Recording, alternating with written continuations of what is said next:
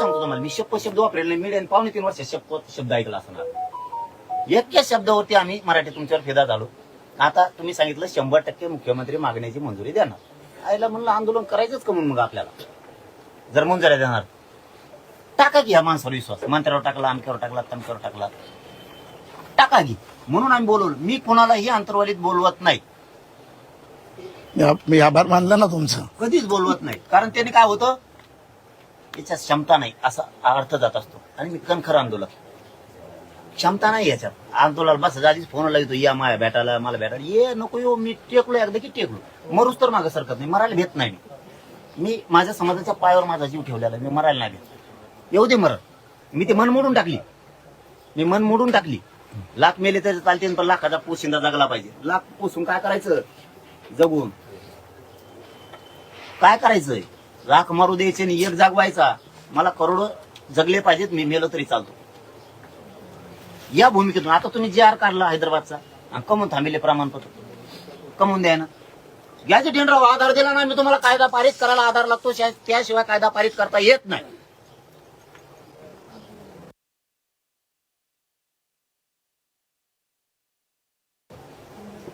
बरं, आता विधानसभा, विधान परिषद ऍक्टिव्ह आहे, प्रशासक लागलेला नाही आपल्याकडं. राज्यसभेला, विधान परिषदेला ऍक्टिव्ह असल्यावर राईट आहे त्यांना. शासन निर्णय काढण्याचा, जी आर काढण्याचा काढलाय तुम्ही, थांबवलं का? मग थांबवा मग 1994चा पण, काय अडचणी. आमच्यावर का म्हणून अन्याय करायला तुम्ही? आमचं तुमचं काय दुश्मनी? तुम्ही 17 संस्थांचा जी आर काढलाय, फडणवीस साहेबांनी छाती ठोकून सांगितलं पाहिजे ओबीसीवर अन्याय करणार नाही, पण 10 आधारे त्यांचं वावर आहे, द्यावा लागेल. त्यांच्या नोंदी यात मला आरक्षण द्यावं लागणार आहे. तुम्ही चिडीत, आम्हाला चिडीत आहे. तुम्ही आमच्या भावना समजून घेत नाहीये. तुम्ही आम्हाला चिडीत आहे. तुम्ही जी आर काढला म्हणलं सांगायचं आहे, काढलाय, त्यांच्या आधार घेतलाय, त्या गॅजेटियर मध्ये नोंदी आहेत, आणि हेच ते मराठवाड्यातले मराठी आहेत, यांना मला द्यावं लागणार. तुम्हाला द्यायला नाही म्हणत नाही, पण यांना सुद्धा मी तुमचं ऐकून नाही म्हणू शकत नाही. मला सत्य आहे ते करावंच लागणार आहे. फडणवीस साहेबांनी सांगावं ना, काढलं ना जी आर, आता काय भ्यायचंय? नाही मिरवणूक काढली, नाही 6 कोटीने फुलं टाकल्या ना, मायला आपले जात बदलून ठेवी. तुम्ही करतच नाही येत राव. तुम्ही फक्त आशाला लावताय. हे दिला जे आर. आता मी ते आंदोलक नाहीये, पदासाठी पैशासाठी पुढं करणारा. मला द्यायचं तर मराठ्यांनाच द्यायचंय. अमकं म्हणून आता जे आर काढलं, कोण थांबवली? ही एक बाजू झाली. 58 लाख नोंदीचं काय झालं मला ते सांगा पहिलं. 58 लाख नोंदी शिंदे समिती गठीत सरकारनं केली, आम्ही नाही. कायद्याने पूर्ण अधिकार त्यांना दिले सरकार. कॅबिनेटनं त्यांना अधिकार दिले, राज्य मंत्रिमंडळाने त्यांना अधिकार दिले, राज्य मागासवर्ग आयोगाने त्यांना अधिकार दिले. सगळे तज्ञ त्याच्यामध्ये न्यायाधीशासहित घेतले गेले. त्यांनी 58 लाख नोंदी या राज्याशिवाय दिल्यात. रेकॉर्ड आमच्या जवळ नाहीये लाडभाऊ, रेकॉर्ड तुमच्या ऑफिसला आहे, सरकारच्या. तुमच्या सरकारी अधिकाऱ्यांनी रेकॉर्ड दिलाय, आणि त्यातून समितीनं नोंदी शोधल्या 58 लाख. बरोबर आहे. तुम्ही ते प्रमाणपत्र का देणार? जमीन सापडले म्हणलं का देणार? का अन्याय माझ्या समाजावर तुम्ही करायला? काय केलं माझ्या गरीबाच्या लेकरांनी? काय केलं माझ्या आईने बापाने? नुसते कष्टच करायचे का रात्रंदिवस येतात? त्यांनी स्वप्न नाही बघायचं का माझं लेकरू अधिकारी व्हावं, मला सुखाचा दिवस यावा? हे स्वप्न का मोडता तुम्ही आमचं? आम्ही झोपडं उभा करायचा प्रयत्न करतोय. आम्हाला वाटतं आमच्या डोक्यावरती सावलीचं थोडं छत असावं. आम्हाला वाटतं आमच्या लेकरा बाळांना कुठेतरी गाडीत हिंडावं. त्याच्या बापाने कष्ट केलेत, नाहीच चपला. चला मग सांगा, तुम्ही 4-8 दिवस वेळ द्या. शहरातून खेड्यात तुम्हाला नाही चपला दिसणार. समाजाच्या पायात काही लोकांची दिसन तुम्हाला धोतर फाडलेलं नाही. आईच्या डोक्याला तेल दिसणार तुम्हाला नाही. तेल लावत ती नाही, तिला भाजीत तेल टाकायला किती कुटुंब दाखवू? काय पाप केलं राव माझ्या समाजाच्या लेकरांना तुम्ही त्याच्या मुंडक्यावर पाय द्यायला लागला? काय केलंय? काय त्या मराठा समाजाने पाप केलंय? समाजात जन्मू त्याने राबायचं. 10,000 रुपये कमी पडले तर 50 जणांची उमरेची झाली लागते त्याला. पोरा जर फीस कमी पडले तर शिक्षण एवढे महाग झाले. पोरग नोकरीला नाही लागलं तर आईबापाने करायचं काय राव? मागच्या दिवसात तेच प्रत्येक जण लेकरू सुखी व्हावं म्हणून लढतो इथं. कमवून राव दशा चाललेली तुम्ही आमची.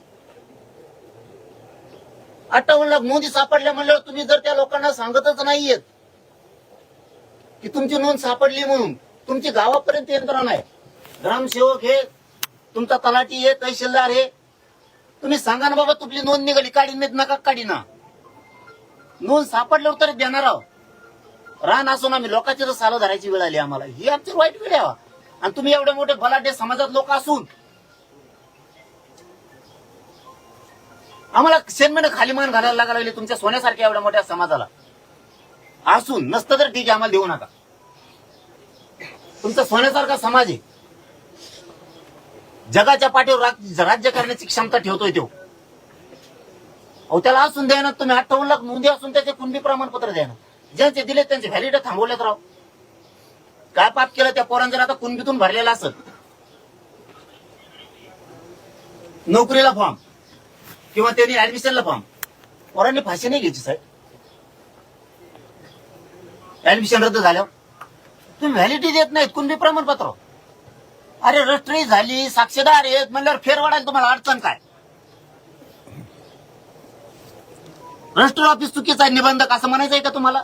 निबंधकाची चुकी असं म्हणायचंय का तुम्हाला? रेकॉर्ड तुमच्या समितीने शोधला, प्रमाणपत्र तुमच्याच यंत्रणेनं दिलं आणि तुम्ही आता व्हॅलिडिटी रोखून धरली. कमून काय वाटलं करता तुम्ही? 58 लाख म्हणजे जोक आहे. 58 लाख नोंदी निघणं म्हणजे माझा जवळपास 3 कोटी मराठा समाज आरक्षणात चालला सुखी समाधानी व्हायला लागलाय. लेकर हसत येते. आमचं इथे बीडला पोरग आहे रामस्के म्हणून, त्याची कुणबी नोंद निघाली आणि सर्टिफिकेट काढायला टाकलं. अधिकाऱ्यांनी सांगितलं प्रमाणपत्र काढायला वेळ लागेल तोवर तुम्हाला फॉर्म भरायचा पोलीस पाटलाचा. तुम्ही काय करा, ती चिठ्ठी जोडा, कोणती चिठ्ठी असते पण पावती जोडली. ओके म्हणलं, काय हरकत. पण इतक्या तारखेच्या आत प्रमाणपत्र द्या असं त्या अधिकाऱ्यांनी सांगितलं. येथे ऑफिसला वारंवार गेले. न होणारी घटना त्याच वेळेस नेमकी घडली. अजितदादांचं दुःखद निधन झाल्यामुळे 3 दिवसाचा दुखवटा झाला. अधिकारी म्हणले ते जमतच नाही, आता अपात्र होती. त्याचा काय दोष? बरं अधिकाऱ्यांनी का दिलं नाही आदल्या दिवशी? मग तेव्हा यांना रजावर जायचं. नंतर द्यायला काय, ती तारीख हुकून दिली 21 आणि 22ला सकाळी दिली. कार्य वाटलं आमचं. ते उदाहरण सांगायला तुम्हाला फक्त. अर्ज नाही म्हणताय तुम्ही अर्ज नाही म्हणताय. मरणाचे अर्ज आहेत 550 अर्ज जवळपास नुसते मध्ये आहेत. लातूरमध्ये अर्ज आहेत, धाराशिवमध्ये आहेत, जालन्यात आहेत, नांदेडला अर्ज केलेत गॅजेटनुसार. नाही केले असं नाहीये. अधिकारी डायरेक्ट सांगतात आम्हाला एसओपी नाही आणि सरकारने सांगितलं सध्या देऊ नका. काय सांगावं तुम्हाला? याचं कमवून रा बाबा आमच्यावर. आम्ही काय पातक केलं राव? आम्ही काय चूक केली या समाजाच्या लेकरानं?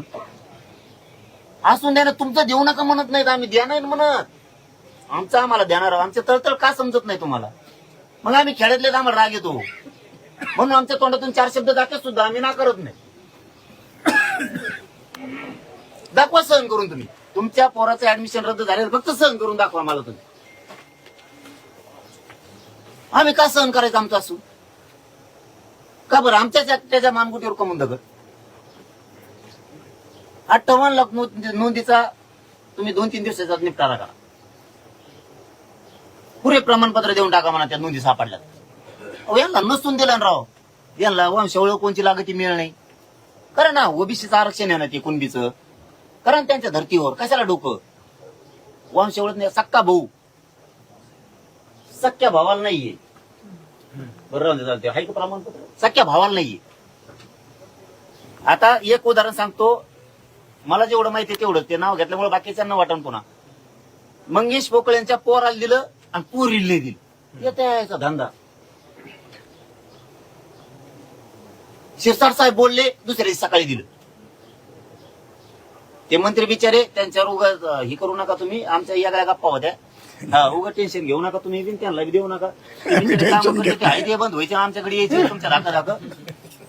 तुम्ही त्याच्या दातून कुठे घालून नाही खांडी त्यांचं पळापळ सुरू व्हायची. हा ना तेच. हेच हा बघ, हे सख्य भाऊ येतात. हे सख्य चुलत भाऊ. की नारायण कदम आणि साहेबराव कदम ते म्हणते तसं जमत नसतं ते. तुम्ही रक्ताला देताय ना, ओबीसी आरक्षण रक्ताचं सांगता ना, काय अडचण आहे भाऊ तुम्हाला? कमून रोखले जाण, पुरे राज्यातले रोखले. आता व्हॅलिट्यामुळे पोरांचं वाटलं व्हायला लागलं. हे बघा, ते जे उदय सामंत साहेब येतात, त्यांचे सगळेच मंत्री येतात, तुमचे येतात पण दिसत नाही त्या खंडीबार. जे आहे तेच सांगायलो मी, बडाही सांगत नाही. तुम्ही आलात म्हणून तुम्ही पण ऐकून घेऊ नका. आजी दादांचे पण येतात, ते बिचारे प्रामाणिक काम करतात राव. तुम्ही जर त्यांच्यावर दम भरिला ना तर समाजाचं वाटोळ होईल. कारण ते काम करतात, त्या अधिकाऱ्यांना फोन करून सांगतात काही काम असलं की. इतकी ऍक्शन ताबडतोब घेतात ती, म्हणून ते मराठ्यांच्या मनात गेले, बसले. तुम्ही बसा, आमचं भांडणच नाही. आणि त्यांनी तुम्हाला सत्तेवर बसवून राहू काय, त्यांच्या मागं लागतात दोघं, एकमेकांना मजान राहा. दोघं दोन भजे असले, दोघं अर्धा खाजा मजान राहा तुम्ही तुमचं. कसं आलेत म्हणून त्यांना दोष देऊ नका, कारण ते हमेशाच येते. आणि मी एवढ्या कच्च्या कानाचा नाही की कोणाचं ऐकून आंदोलन करा. मला फक्त माझ्या समाजाचं हित दिसतं. नाही त्याच्यावरती मी बोललोय, म्हटलं आमच्यात आपापसात मिठाचा खडा टाकू नका. कोणीतरी मला विचारला प्रश्न तो. तुम्ही टाकेला नाही मी नाही मिठाचा टाकला. खडा? नाही, मला बरं टाकलं तुम्ही. तुम्ही म्हणले तू गेलाच कस काय, ते आलं स्टेशन मध्ये फुल लोड मध्ये नुसतं हागायचंच राहिले ते. तुम्हीच पातळ केलं, तुम्ही मिठाचा खडा नाही घालवलं, वरतीला फेकून देऊन